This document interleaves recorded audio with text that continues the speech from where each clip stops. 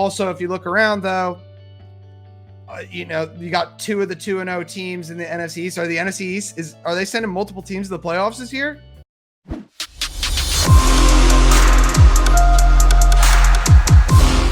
There he is, the man, the myth, the legend. My buddy Kevin Boilard will be joining me on Good Morning NFC East every Wednesday because who's better to talk NFC East than Kevin Boilard? How you doing, buddy? I'm doing pretty good, Jeff. I know this is an NFC East show, but we're spending this whole segment breaking down new Penn State quarterback Chad Powers, right? Oh, of course. How about that segment? I don't know if anybody in the comment room has seen the detail yet, but that was pretty good, huh? I thought it was great, man. Eli continues to reinvent himself, and I think Penn State's got a good one. I didn't realize Eli Manning was that guy that would be funny like his brother. He always seemed like, not like he was monotone, but he never seemed like he had that personality. I'm glad it's coming out now that he's retired.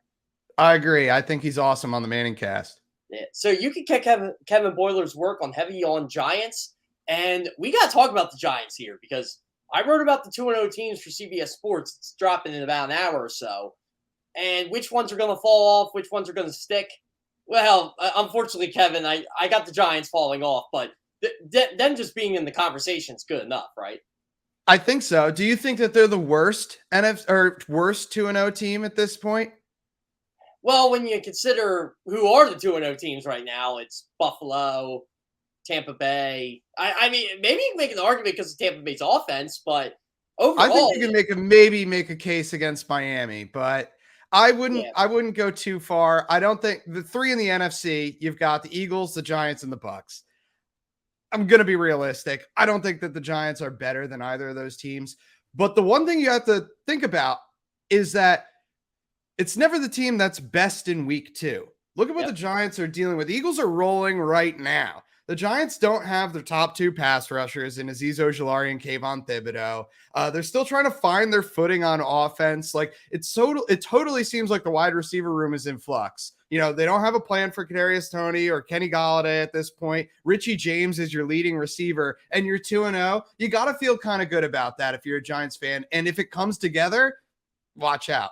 Did you hear the Brian Dable story, by the way? He's like calling free agent wide receivers. It just feels like you're right. Like it might be Kevin Boilard lining up this week. Who out there that might be interested in the Giants? Maybe who used to play for the Giants, unsigned. Yeah. Odell Beckham Jr. Come on. You know that's who he's talking to. And Odell's been flirting with it on Twitter, on Instagram, responding to fans saying, oh, show me the ...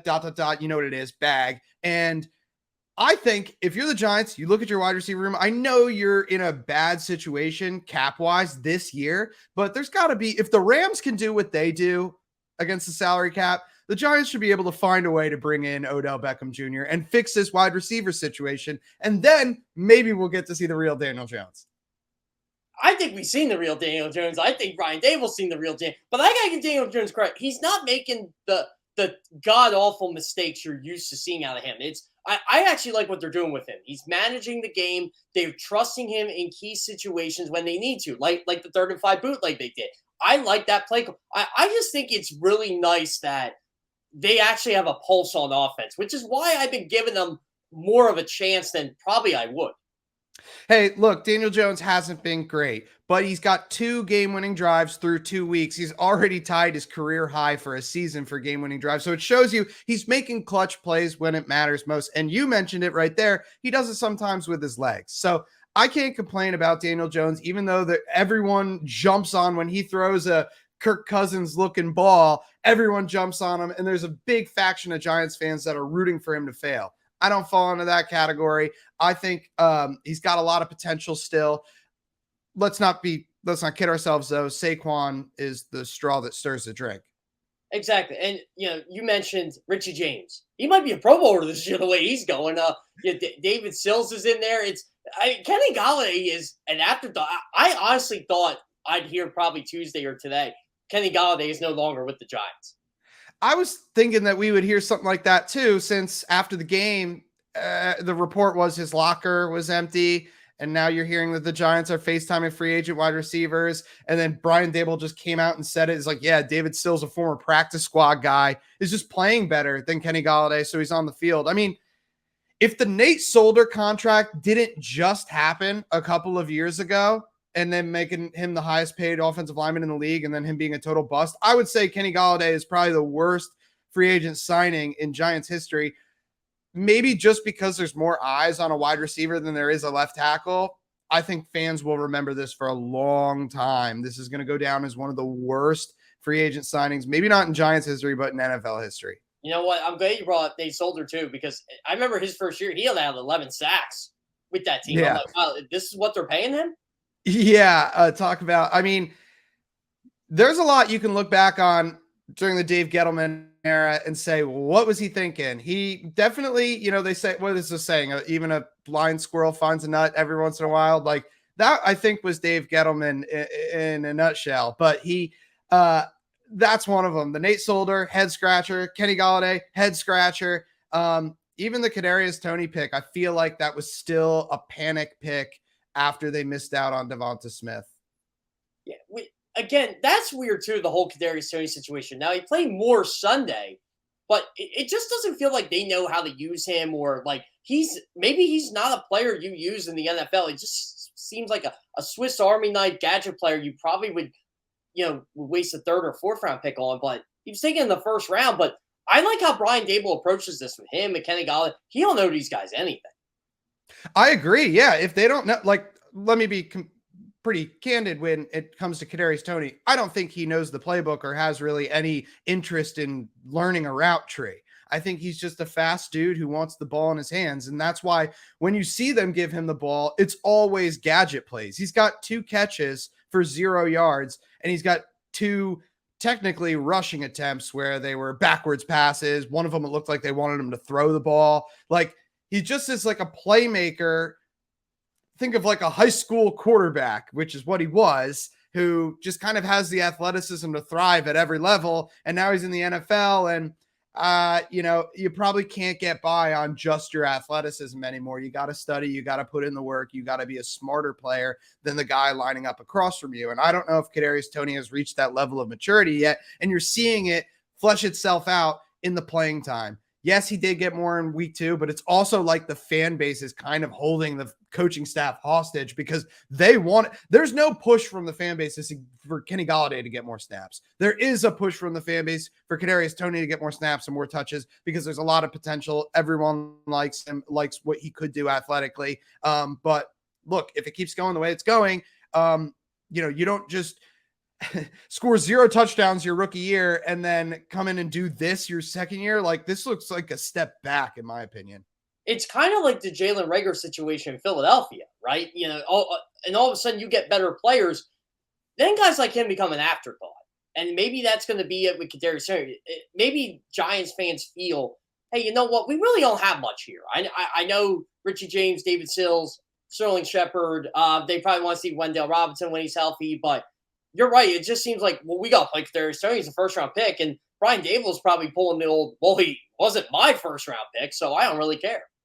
Right, exactly. They don't have the skin in the game. It's not their investment. In fact, there's probably a little bit of a push to prove that, hey, these guys that Gettleman brought in and paid the big money or spent high draft capital on, these were dumb. These were not good picks or good moves. And so I could see even there being a little bit of it. Look at a Darius Slayton, for example, is a perfect, like, that dude is more prepared, harder working, and better than, some of the other guys they have on the roster. He's pushed down on the depth chart because he's just not what Daboll and Shane are looking for. They've been trying to trade him and haven't been able to find a partner for all offseason and into the season. It doesn't look like it's going to happen. Maybe something formulates before the trade deadline, but the NFL trade deadline, like, how many have you covered in your career where you're writing the story for CBS and then nothing ever happens, So I'm not going to get my hopes up. I think the craziest trade deadline we had together was maybe 18, when it felt like there were a lot of trades going down. We're flipping out. We're like, this isn't supposed to be like this. It's nothing ever happens. I know. They need to do something, implement something to make it more like baseball. Baseball, I swear, has the only good and interesting, exciting trade deadline. You're not sold on the NBA one?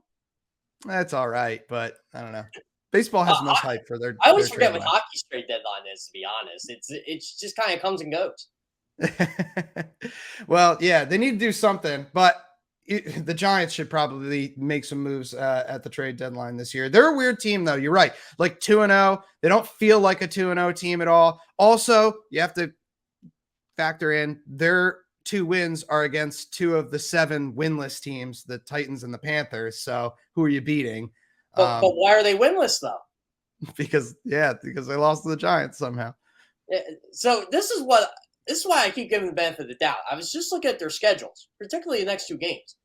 I'm not saying they're going to beat the Cowboys, but I think it's a very winnable game. And then I think you play the worst team in the NFL following that. There's a very good chance they could be 3-1 after all this. Yeah, and then I think after that is Packers in London, and really anything could happen there. Yeah, Giants are 2-0 overseas. But anyway, I think that, yeah, it's hard not to look ahead and count wins. But, hey, I wasn't expecting the Cowboys and Cooper Rush to beat the Bengals in week 2, so maybe shouldn't be overlooking them. What did you make of that game? To me, that was the Cowboys got off to a fast start. The scripted playbook worked. And then the Bengals kind of made their adjustments on defense, and Dallas's offense kind of looked like it did week 1. All right, you can appreciate this. And Phil Simms, CBS, Phil Simms got crushed for this on Twitter because he was talking about Cooper Rush and saying, basically, he was describing what I call the, Nick Foles effect. And I've always said this since 2017 with the Eagles, is that you can't tell me, Jeff, with that Eagles team back in 2017, Carson Wentz was a superhero. And then when he went down and Nick Foles came in, there was a very talented team on both sides of the ball. And you can't tell me that team didn't realize we got to try a little harder now. We got to block a little longer. We got to tackle a little, wrap up a little tighter. Everyone's got to put in a little bit more effort, even if it's just 1% more effort, because our quarterback now is Nick Foles as opposed to Carson Wentz. No knock on Nick Foles, but Carson Wentz was competing at an MVP level that year. That's maybe what's happening in Dallas. And Dak Prescott, obviously the guy who got the big payday, he's supposed to be carrying the team moving forward. But it's not like this team doesn't have a ton of talent. So maybe the Micah Parsons of the world and the Ezekiel Elliott's are fighting for the extra yard or whatever to kind of make the job a little bit easier for Cooper Rush. And I think that's what I saw. Well, at least for one game, right? And and again, I agree with your Nick Foles effect to an extent. Remember, I told you in 2017, I thought the Eagles wouldn't miss a beat with Foles. I said that before the season. If he had to come in for a game or 2, he ended up playing 5 or 6. But overall, though, like I don't know if this is long-term sustainable. Maybe that's why they're trying to rush Prescott back. Because I liked a lot what Rush did in the first quarter. I liked Kellen Moore's offensive game plan. Let's get the ball to Zeke. Let's get the ball to Tony Pollard. And they were still doing that later, but the Bengals kind of clamped down on that and forced Rush to throw. And Rush didn't really make any crucial throws till the fourth quarter of that game. And that's why I'm giving the Giants a chance here, because they can hold them to 17-20. I think they got a shot. Yeah, and if you look at what the Giants have been doing on defense, it's some kind of crazy stuff. Like on that last game, I won't say game sealing because they still had to get the first down on when they got the ball back. But, Julian Love's sack to help ice that game on Baker Mayfield on a 3rd and long. They rushed 3 different safeties on that play. They rushed Julian Love, who got the sack, Xavier McKinney, who was lined up at linebacker and playing linebacker all game to cover Christian McCaffrey, and then Tony Jefferson, who they signed before the season and activated on the brought up from the practice squad right before the season.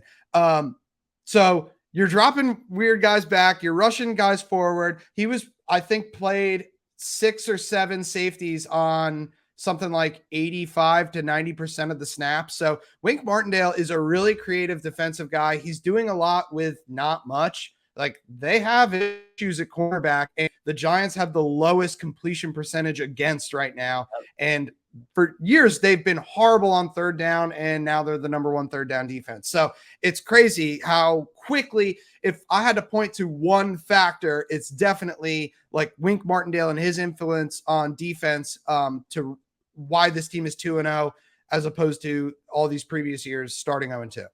We got Giants Cowboys on Monday Night Football this week after that exciting doubleheader we had. Well, it was exciting in the Bills Titans game for a hot minute, but the Eagles game obviously was pretty lit. I mean, just being there, it was a fun time. But now you got Giants Cowboys. It just feels like the old Frank Gifford, Al Michaels, Dan Dierdorf. Let's go. Let's play the music. Let's get the helmets bashing. Old school NFC East rivalry this weekend. Yeah, I love it. Hey, if they could put an NFC East game on Friday or on Friday, Monday. Yeah, actually, let's just every night of the week now. Yeah, Friday Monday night football. Or let's do it. Monday night or Sunday night. I would watch it every single week, and I would love it because, NFC East, in my opinion, I said it last week, is the best brand of football. And the rivalries, the only thing that compares is probably the NFC North or maybe the AFC North with a couple of those. Really, though, is the NFC North are you sold on the Packers-Bears at this point? It's not like, even with Giants Cowboys and Giants stink, it's fun. Right. When's the last time we saw a good Packers-Bears game? Probably the one where Aaron Rodgers hurt his knee and came back and led the comeback like a few years ago. But you're right. Like that's, how that game is going to go every time. But, an NFC East match is obviously going to be a good one. I love to watch the Giants and Cowboys. I get hyped for that every time. Even Giants when they play Washington. It's weird. Like Washington is always like the forgotten one of the I don't mean to offend any Washington fans who are out there listening right now, but come on, let's be honest. Like they're definitely the little brother, I think, in the division. I know, but I'd still watch them. Yeah, it sucks too because I don't think Eagles Commanders should be a Sunday 1 p.m. time. Now they're going to get their Monday night spotlight when Carson Wentz comes back to Philly, but it feels like this game Sunday is going to be a bigger game than we're getting. I think it's Adam Amin and Mark Schlereth for the broadcast. It just feels like it should be better than the second tier game on Fox on Sunday. Right. Hey, so I heard you when I was coming on. I heard you going on about how good the Eagles are and how Jalen Hurts is killing it, running the ball and everything. Do you think that they're just going to be able to run over everyone like they just did with the Vikings? Like, come on. I know you watch Eagles. I know you watch games. There were games last year where Jalen Hurts was forced to throw the ball and it didn't look pretty. When they shut down, when teams, you play a better defense, it's not Kirk Cousins scared of the dark at Philly, But the Vikings are supposed to have a good defense.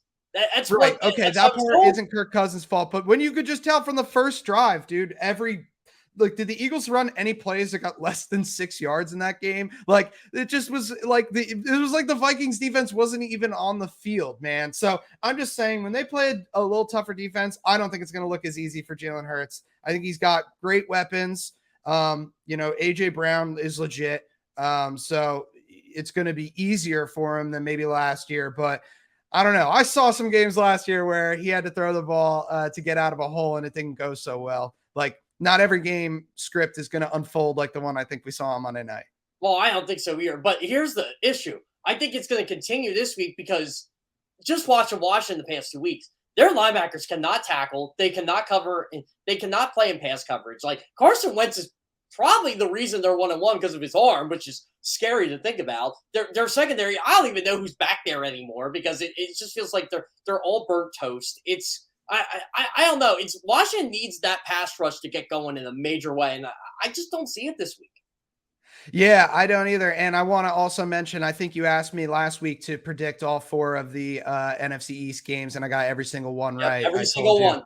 Yeah, I told you the Giants and Eagles would win, the Cowboys and Commanders would lose. And the Commanders losing to the Lions, I mean, maybe you got a better beat on that one because you obviously watched the Eagles play the Lions the week before, but I don't know. The Lions led that one from start to finish. Maybe the Lions are a little tougher than I'm giving them credit for in year 2 under Dan Campbell, but I don't know, man. I feel like that's kind of an indictment losing in the way that you did to the Lions. They were down 22-0. They looked terrible doing it. Yeah. That first, their offense couldn't get anything going.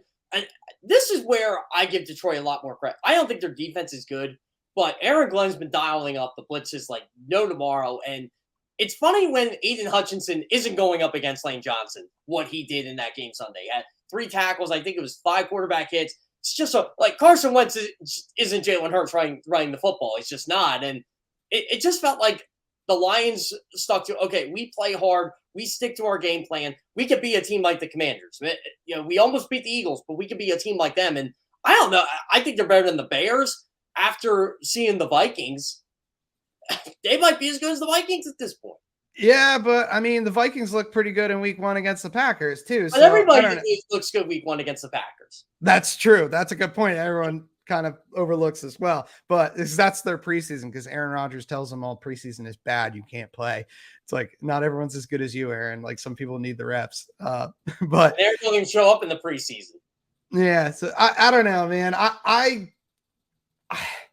know that they sneak up, especially on the Eagles. I feel like if there's like, even when the Giants are bad, they find a way to beat Washington usually. Like, Washington is more like, I feel like they've snuck up on the Eagles more times in the past than they have the Giants, at least in the past 10 years or so, and got a weird win. So I don't want to like completely say, oh, they can't win, because it's the NFC East and it can go any way. But I think that now it's very clear the Eagles are top dog in the division. I think even with a healthy Dak Prescott, I don't think the Cowboys would have looked as good as the Eagles have looked the first 2 weeks. And then the Giants are that sneaky, weird team this year that maybe could steal a game from them. But also, if you look around, though, you got 2 of the 2-0 teams in the NFC East. Are the NFC East are they sending multiple teams to the playoffs this year? They did last year. I think so. I said before the season, I wouldn't be shocked if they sent 3, just based on how the NFC would play out. And we're seeing this right now.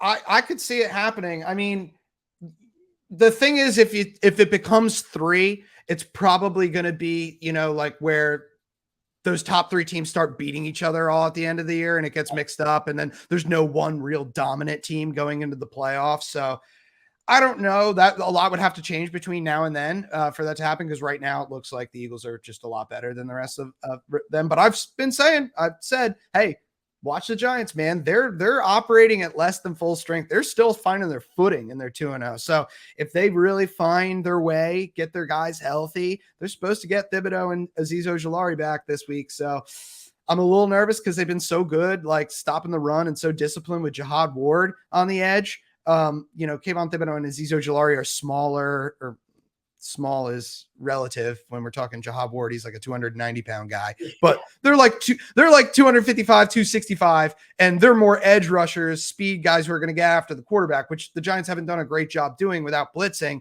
So that would help. But also, are you sacrificing the run defense? Like, when you're 2-0, you don't really want to change things up. It's working, but you want those guys back. But you kind of do want Kayvon Thibodeau against the Dallas Cowboys offensive line, because let's face it, like, I didn't think they played well that Sunday when I was rewatched the game. Terrence Steele's probably their most solid offensive lineman, not named Zach Martin. The right side's fine, but the left side is just atrocious. I just feel like the Giants could feast if Cooper Rush doesn't get rid of the ball quick enough. I think so. And also, like I said, Wink Martindale is going to be creative with the pressure he dials up. And I don't really trust a Dak Prescott if he was healthy and playing, but like, I don't think that quarterbacks are going to know where pressure is coming from. Like, they definitely had trouble creating the pressure because they don't have those individual healthy pass rushers at the moment. But when Wink decides to send the blitz like he did, like, Baker Mayfield had no idea where it was coming from. He didn't know. And so I don't trust that Cooper Rush is going to know. I mean, I guess maybe, but we'll see. I feel like, though, Monday is the litmus test for the Giants, because let's face it, the Panthers are 0-2. They're not any good. I'm sold now. After that game on Sunday, I just don't think they're any good. I didn't think they were going to beat the Giants, but I was just like, okay, they still got problems. And the Titans, the Giants beat them. I knew the Bills would do what they did to them, but Tennessee just looks like a bad football team. I agree, and I'm kind of shocked because they've at least been – I mean, there was a few years ago, the year when the Chiefs win the Super Bowl over the Bucs, they go to the AFC Championship. Last year, they were the number 1 seed in the AFC. So they've been good, but then even when they're not like Derrick Henry, King Henry Titans, like, they've still been a well-coached, like 9-7 basement type team with Mike Vrabel as head coach. And so to see them apparently, like, they look like they're bottoming out. They look like, okay, the Ryan Tannehill experiment is over. Derrick Henry, you knew it was going to run out at some point. A guy like that can't just run wild forever. So I'm not saying he's completely washed, but I just think that maybe the level of effectiveness is waning for that specific offensive game plan that they've had. Line up Derrick Henry 7 yards deep in the backfield, turn around, hand it off to him 25 times a game, run some play action, throw it deep. You don't have A.J. Brown anymore. You just saw Taylor Lewan go down with injury too. I wanted the Titans to look a little more competitive against the Bills so that the Giants win looked better, but that was really bad. It honestly makes the Giants wins kind of look worse when you think about what their two opponents have done in the other games, like Tennessee getting blown out by the Bills or the Panthers losing to the Jacoby Brissett Browns, who just lost to the Jets, So what are those two wins anyway? Well, this is my issue too with the AFC South. It's not good. I've been beating the drum. The AFC South sucked. I've given the Jaguars. One of my hot takes in July was I'm just thinking, I was like, maybe the Jaguars can win the AFC South. No, they stink. I'm like, no, the division stinks. The Texans are good. The Colts stink. It's there. It's there for the taking. That has to surprise you a little bit. We'll tie it to the NFC East because they got Frank Reich. But are you surprised? Are you surprised about the Colts? Over the Jaguars? The Colts. Oh, the Colts? Not really. No, because I keep hearing about this talent, and I'm like, what talent? I don't see the talent. I thought Matt Ryan would be an upgrade over Carson Wentz. Well, I think everybody thought Matt Ryan would be an upgrade, but their offensive line's not good. Not as good as they should be. I mean, they have Quentin Nelson, they have Ryan Kelly, they have Braden Smith, but that hasn't been good. The defense, and I got to give the Colts benefit of the doubt here. They are missing Shaquille Leonard. Yeah. All right. Well, this one, you scored 0 points against the Jaguars. So. You could score points against the Jaguars. This is one of the worst defenses in football last year, and you just let them dominate you. Yeah. Mike Caldwell, that was not good. Not good for them. But and keep in mind, our teams get to play them soon. Yeah, I know. Hey, I was just going forward and looking at the Eagles' schedule, and I know going in. What? They don't play anybody. I know. And that's kind of the way, it's just the way it shakes out. The Giants don't really play anybody either. It's a slightly tougher schedule. I can't think of they're maybe on the road at Baltimore as opposed to the Eagles have them at home or something. You know what I mean? There's a couple of differences. They played Pittsburgh in that whole 17th AFC North game. It's weird. Well, there you go. See, and then there's things like that where Pittsburgh is a much different team year over year, where they try to match it up, based on what you did the year before or whatever. And it's, sometimes that works out in your favor. And I was looking at the Eagles schedule. I'm like, where's the loss? Are they going 17-0? Where is the, I know it's going to happen, it's just the NFL, but man, look at that schedule. That's another thing that makes me think that the NFC East could send 2 or maybe 3 teams to the playoffs.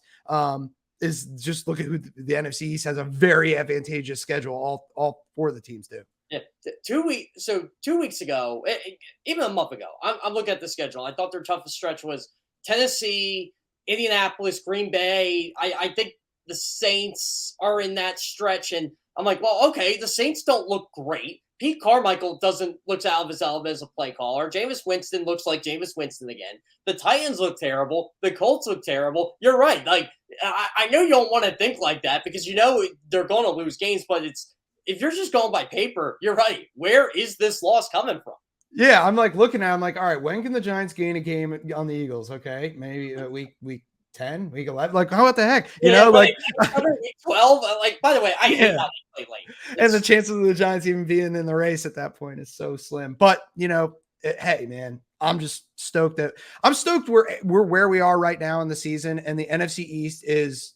We were talking about it last week. 2020 was so uncalled for with how bad the NFC East was and how it just became the butt of everyone's joke. And I was like, okay, yeah, sorry. NFC East is the best division every single year. And then they have the one dud year where Washington wins it with a losing record or whatever their final record was. And then last year they came right back and sent 2 teams to the NFC to the playoffs. So, it's time to take names. NFC East got to keep rolling and remind everyone again, in 2022, hey, this is the best division. It's got the best teams, most fun fans, and they deserve to be in the playoffs. They deserve to stack the playoffs with NFC East teams because honestly, more people watch and it's more exciting. So there you go. I'm going to put you in the spotlight here. Since we were talking playoffs, pick the 7 NFC teams right now going to the playoffs. The 7 NFC teams go into the playoffs. All right, I'm going to go with the division winners will be the Eagles will win the East.